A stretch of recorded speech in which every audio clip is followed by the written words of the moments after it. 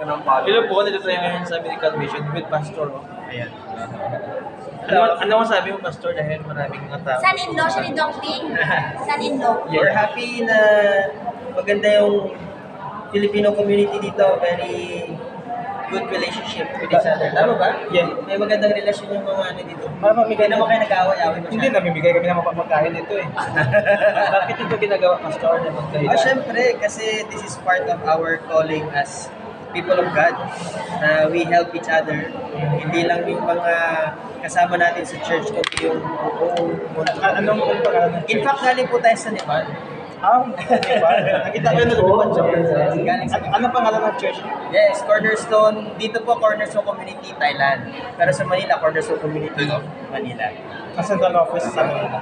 Yeah, well, sa Puerto Princesa yung headquarters natin. Ilang taon nyo ito ginagawa?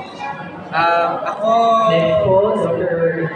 more than 10 years siguro. Pero yung ibang group ay, for example, yung mother-in-law ko, siguro 40 years. 40 years. Maybe 40 years. Bakit ito ginagawa? Syempre kasi part ng ating calling to love the Lord and love others. So this is our practical love. At saka yung ginagawa kasi natin holistic approach. health, which is kasama yung spiritual at saka physical. So pinapagsama natin yung spiritual at saka yung physical. Kasi di ba yung iba, sabi nga na people won't care how much you know until they know how much you care. So that's why kailangan mong iparamdam yung pagmamahal. Sa Pilipinas, ginagawa yung bago? Oh yes. Hindi lang sa Pilipinas. Kaya nandito tayo sa Thailand. Yep. So, ano masasabi mo sa mga taong lagi nagpupuyat? Nandito ka pa nung lecture. Sabi tayo naman. Well, 7:30 dito na tayo. Tamang healthy lifestyle lang. At saka balancing trabaho at pahinga.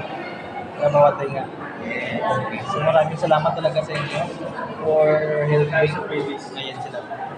Pastor. O nakakuha na si Pastor. Sabi mo siya ni Doktor. Dahil Maraming sa'yo. wala na pinipiling reliyon. Kahit ano na reliyon mo, pwede ka. Of course, Siya kasi syempre. dalawa.